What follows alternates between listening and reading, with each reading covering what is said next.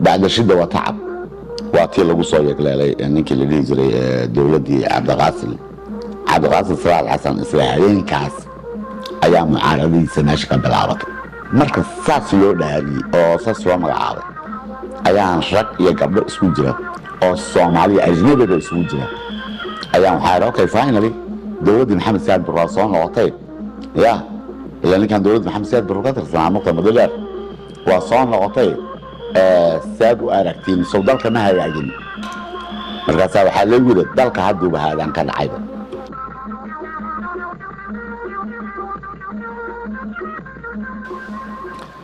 الشركة عارفة هورتا يونيك بوها الصوماليين waxay u haysataa intooda badan in dowladda Djibouti oo madaxeeda ka soo maaxday waana fiican tahay xataa inuu la siiyo abaalkaas oo waa dadkayni oo aan jecelnahay laakiin intaan shirkaas la qaban 2 sano ka hor ayaa nin waxaa jiri jiray moogayna taqaanay maxaa David Stevenson Maldives magaciisa ninkii SRSG qaramada midowga jooga ya ninkii uu qaybsanaha ergeyga gaarka ah qaramada midowga Soomaaliya u ahaa David Steven al-Bahsas al-Dinzi ayaan habeen ku wada cashayna meesha la yiraahdo Nairobi asaga iyo safiirkii Ingiriiska iyo safiirkii Mareykanka markaas waxaan ku leeyahay inuu dhageysto waxa isaga ka dhigtaan ana saaxiib la tihiin oo jeceshiin oo fiicana laakiin saaxiibkiina ma ahi waana ceebtiin waa idin ogaa yaa ina halaas ogahay horta ogaada oo aad idinkuna aan ogahay inaad dalkeena 5,000 oo basaasiin aad u soo dirteen aad $100 iyo $200 siisaan oo warna oo keena maxaa socda aad tiraahdeen muraad kale aad ka leedihiin iyo dal in la horumariyo in dal la dhiso aad ka leedihiin ma jiro waayo adduunka laguma fiirso dalna adduunka saan ma soo marin intaas oo sano oo dawlad la'aan oo aan la gargaaraynin marka niman cadow inaad tihiin in idin ogaada caawada intaas way warkayge way ugu wasosleen waxay yiraahdeen waa niman iyo waaweyn mugtada ahana waxay yiraahdeen nin yar ah taakooden weligan waa ku maqnayn in dalkiina aan wax kala qabanno ninkaas David Steven wuxuu ugu yiri waxaan rajaynaynaa 2 sano ka bacdi nin Ismaaciil Cumar Geele liidaa ayaa Djibouti ka soo bixi doona oo bedeli doona xasan guuleed abtidoon rajada ugu horeysa Soomaaliya markaas ayay jirtaa ninkaas shir Soomaaliyeed qaban qaabin doona dawlad Soomaaliyeed lagu dhisi doona waa 2 years prior waa 2 sano ka hor intaan shirka xartaba la qaban marka waxaan rabaa inaan kuu sheego marka ma ahayn wax ama laab la kacanimo ku yimid ama iska soo boodo ku yimid laakiin waxa laga fakarayay in waxa ay rabaan inay sameeyaan ee magaca Soomaaliyeed u yeelaan waayo legitimacy bay u baahan yihiin Soomaa hada kaligood qaban kaligood waxa suubiyaan waxay waayayaan kalsooni bay waayayaan marka say u helaan oo qolof Soomaaliyeed ayaa la raadinay aan nasiib daro pardon nasiib daro ninka la yiraahdo xasan guuleed abtidoon Allah u naxariistay waayeel buu ahaa aad waayeel u ahaa marka flexibility dabacsanaan uu yiraahdo waxaan halayga dhimo waxaan halaygu daro waxaas nugta gorgortana ka jira siyaasadda waa taqaanaa min geli karay ma ahayn marka waxay sugayeen asaga intuu ka wareegayo meesha by that time waxa training ku soo jiray marka Ismaaciil Cumar Geele ayaa training ku soo jiray oo qofkii noqday marka Ismaaciil buu noqday marka Ismaaciil Cumar Geele loo soo diyaarinay inuu noqdo madaxweynaha dalka Djibouti kadibna inuu shirkaas asaga magaciisa sheegto magaciisana oo shirkan saas loo qabto balanta saas ay ahayd marka carta anagu Djibouti ma aad ku waayo yaab leh yaa waa markii ugu horreysay aan tagayba markaas ay ahayd oo noloshayda hore ma antagin waxay ahayd meel ummadda Soomaaliyeed la isugu keenay waa mararka aad arkayso in Soomaalidu aysan isnaxbayn isna dirarsanayn xataa laakiin waxaa jira quwado qarsoon oo kala haya wada qarsoon oo aanan rabin inaan meelaan ka sheego oo kala hayo isu diidaya ayaguna aysan garanin inay ka furfurtaan ay iska furfuraan marka alxamdulillah shirkaasi Soomaalida la isugu keenay ilaa iyo 2,000 ku dhawaad qof ayaa la isugu keenay meesha dadka reer baadiyaha tabaruc bay samaynayeen, soomaalidu tabaruc bay samaynaysay, macnaha wixii meesha lagu cuni lahaa inkastoo inta badan weli ay UN ka bixinayeen, laakiin si loogu yeelo weji fiican oo soomaalida loogu yeelo ayaa horta soomaalidana loo dhahayay keena waxaas ay keenayeen. marka alxamdulilaahi shirkaas waxaa lagu qaybsaday ergo oo shido badan laga soo maro, dhib badan laga soo maray, anaa fiican iyo anaa shashaxa kaas anaa ka qurxoon iyo kan anaa mataqaanaa mogta wax lamida dadkeena nin walba qumanihiisa qoorta ugu jira. bacda shida waa tacab, waa tii lagu soo yegleelay ninkii la dhihi jiray dowladdii cabdiqaasim salaad xasan aa lagu soo yegleelay. cabdiqaasim salaad xasan isla habeenkaas ayaa mucaaradadiisa meesha ka bilaabatay. habeen kala dooranaya waa joogaan, ma rabaa dadad inaan magacaabe ya. marka saas loo dhaariyey oo saas loo magacaabay ayaan rag iyo gabdho isku jira oo soomaaliya ajnabida isugu jira ayaan waxaa idhi okay finally dowladdii maxamed siyaad barre soo noqotay ya, ilaa ninkan dowladda maxamed siyaad barre ka tirsanaa muqta madadeer waa soo noqotay, saad u aragtiin sow dalka ma hagaagin. markaasaa waxaa lagu yidhi dalka hadduuba haadaan ka dhacayba. soomaalida kugu jawaabtay iyo ajnabi soomaaliya ajnabi isla socda oo aanan rabin hadda magacyadooda inaan meeshan ka naadiyo, si xaqiiqa ahayna u dhacday. marka waxay ahayd magac lahaa maqaar saarna ahaa wax lama maqasho ya, mataqaad maqaar saarka adiga ha magac lahaa maqaar saarna ahaa wax la yidhaahdaa meesha laga sameeyey. macnaha madaxweyne waa lagu magacaabay oo ku meel gaar, laakiin lama ogolayn, lama siinaynin legitimacy wax fiican oo beelaan ku sheega oo qurxoon ya. isagu dowlad buu iska dhigay, dowladna waa ka soo shaqayn jiray. markuu isugu yeerto golihiisa wasiiradii dadkiisa iyo ay tala soo saaraan oo ay yidhahdaan beesha caalamka hana gargaarto, waxaa la dhahayaa ammaanka suga marka hore kabacdiyaa laydin gargaarayaan. ammaankiina ma sugmaayo haddaan beese la keenin. dooradii ukuntigaa soo horreeyey waay maho marka xujo waay ya. haddii lagu yidhaahdo ammaanka sug markaasaan lacag ku siinayaa, ammaankiina aadan sugi karin lacag la-aan. cabdiqaasim salaad xasan meeshaasuu ku dhex dhacay. marka ma hubo inuu ka warqabyey, laakiin isagu qaraabo kalena waa lahaa aan xoog badnayn. qaraabo lahaa aan xoog badnayn carabmiya dad carbeed iyo waxaas qaraabo lahaa adigu calaa kulli xaal, laakiin qore xoog badan ma ahayn. marka xasan ninka la yidhahdo cabdiqaasim salaad xasan dowladdiisa saasay ku fashilantay. shir waxaa jiray kaa ka horreeyey oo qaahiro ka dhacay ahaa, waa shirkii puntland sababay sooma ha bal shirka ayaga wata. shirkaasi wuxuu ahaa mu'aamarad ay ka soo shaqeeyeen jenaraal caydiid iyo rag ay islahaayeen ee asxaab ahaayeen oo kaashanaya masaarida safiirkii masar ee halkan joogi jiray. shirkaas waxaa lagu talagalay in dowlad macmala lagu soo sameeyo. marka cabdulaahi yuusuf iyo asagana kooxna waa lahaa. cabdulaahi yuusuf mugtaga keligiis ma ahayn, garab guduul ma ahayn, rag buu lahaa weligiis.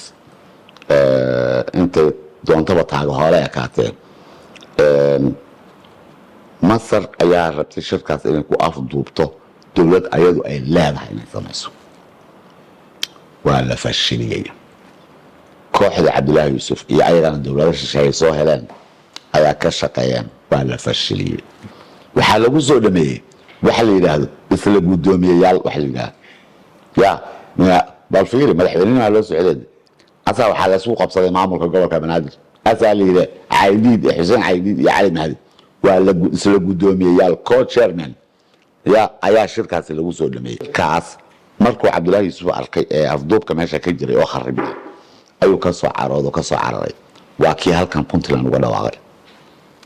ما حسيت that was 1998 back 1998 yeah ayay ahayd. ana aad baan u xasuustaa waxa soo dhan anaa ku cover gareynayay nafsuma. sheekada waxa baxday cadowgu aan ku cuna ama ku ciideeyo muxuu ku baxay ereygaas. waxa week nima hadda ka hor la dhihi jiray ma inaad taqaanideen nin la dhihi jiray waxaa jiri jiray yiraahdo aniga xasuusiya abtigayga waa magaciisa ay wareegaya ninkii hadalka dhihi ogaa hadhowtan sheegi doonaan umalaynaa gololey daauud ninkii ka imaanaya faarax gololey ayaa hadda ka hor war laga sheegay oo la yidhi faarax gololeyaa sheegay markaa siyaad barra intuu warkii la yaabay ayuu u yeeray isaga faaraxu kaalay yidhi niyow inaad saan tiraa anaga maya qabataa uu yidhi warkani war ay qabta maya inaad saan tiraahdo markaasuu yidhi niyow dhegeyso manaad run rabto yaa anaa kuu sheegi karo manaad been rabtase meelaha haddaa waxaa ka haysataa kugu filan yaa haddaba waraad soo heshay sooma yaa haadaas iska hayso haddaa run rabtase see wax u jiraan waa kuu sheegaa as wuxuu yidhi runta ii sheeg wuxuu yidhi warkaas warkayga waa uu egyahay yidhi laakiin aniga ma lihi aniga ma dhihin ma fahamta hadda dadka hogaamiyaashaana ku gaar ma aha waxaa laga sameeyaa wuxuu yidhi iyo wuxuusan dhihinba waa laga sameeyaa waad aragtay 2,000 oo gabay oo sayid maxamed cabdulla xasan tiriye la yidhaahdo oo aad aragtay 45% ama 50 ay been yihiin uusan asaga dhihin mar haddaa hogaamiye noqoto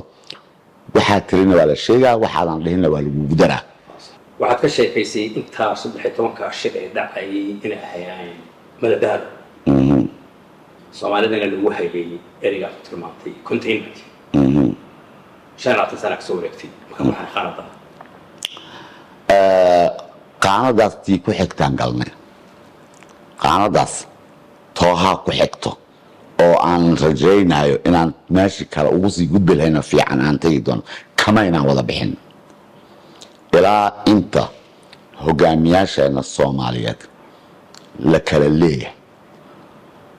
af soomaaligaas waa khariban yahay yaa aan soomaalida hadda waxay leeyihiin hebel imaaraadkaa leh hebelna qaadaraa leh hebelna maraykankaa wato hebelna talyaanigaa iskale waa fadeexad weliba la caadaystay oo aan ceeb loo arag in nin siyaasihi uu mataqaanay isku tiiriyo wadan ajnabiya markaad hogaamiye tahay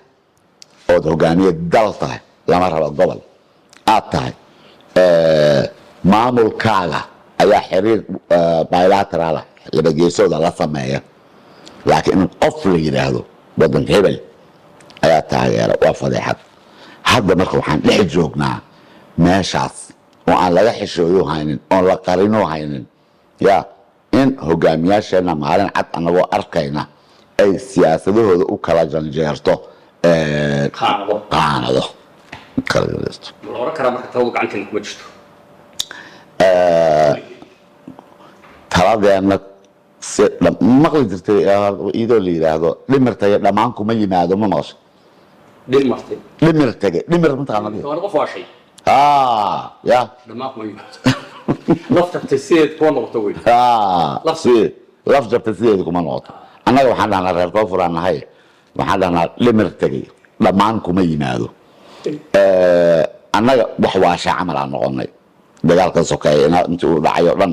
iyo intii kusoo dhex noolaatay wax fiyow ma aha marka dhammaan weli kuma imaanin marka mana rajeeyin inuu ku yimaado ilaa ayagaa jiilkaas u baxo jiilkaas kusoo shaqeeya waxaas ilaa uu baxo xataa ma rajaynayno inaan fiyoobaano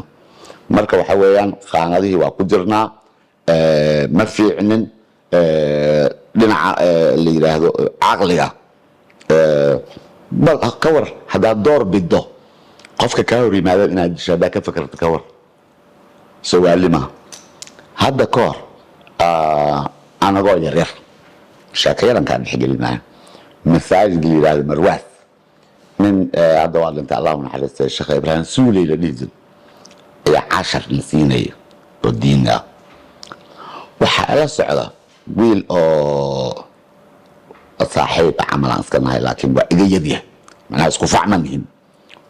wuxuu iga yaryahay 4 sano 5 sano camal uu iga yaryahay laakiin casharkaas aan soo raacnaa marka sheekh baa wuxuu ka sheekeeyey taladii fircoon uu ku gaaray in la dilo wiilasha u dhasha reerkaas oo loo tirinayo nabi muuse ka dhalan doono wuxuu yidhi waa in la dilaa reerkaas wixii ragaho u dhasha waa in la dilaa marka sheekha tafsiirkiisa markuu dhamaystay aan soo baxna wiilkii wuxuu yiri xuseen salaadaa la yidhaha waa jeclaan lahaa inuu maqlo warkan waayo warkan waxaa kasoo wareegatay 35 sano meelahaas kasoo wareegtay mise 40 wuxuu yiri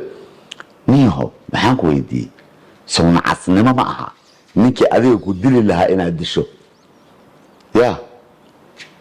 markaas maxay casnimo u tahay wardaale miyaadan fahmin casnimo miyaanan ahayn ninkii adiga ku dili lahaa inaad disho maxay casnimo ku tahay markaas wuxuu yiri ninku ku dili lahaa waa ku dilayaay waxaad dilaysaa adiga dad kale waxaad dilaysid